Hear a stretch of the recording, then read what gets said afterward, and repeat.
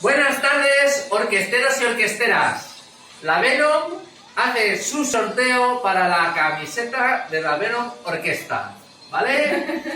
Hemos puesto aquí todos los nombres de los participantes que habéis compartido y que habéis puesto vuestro comentario en nuestra página de Facebook.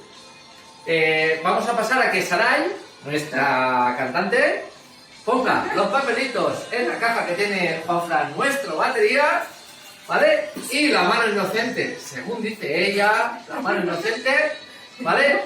Va a sacar... Muy bien, con ritmo. Nos patrocina. Con ritmo. Sí, Eso es, con ritmo, venga, vamos, ahí. Mamá toda la vida estudiando para esto. Venga. Bien, Tutupá. Ahora, saca un papelito. No, dilo. Que se vea que yo no he hecho trampa. Venga, va.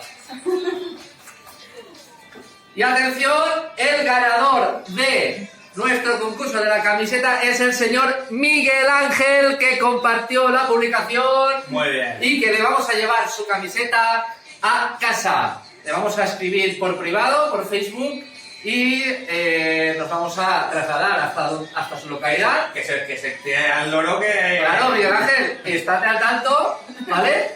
Escríbenos, te vamos a escribir y te vamos a entregar esta maravillosa camiseta de Venom. Muchísimas gracias.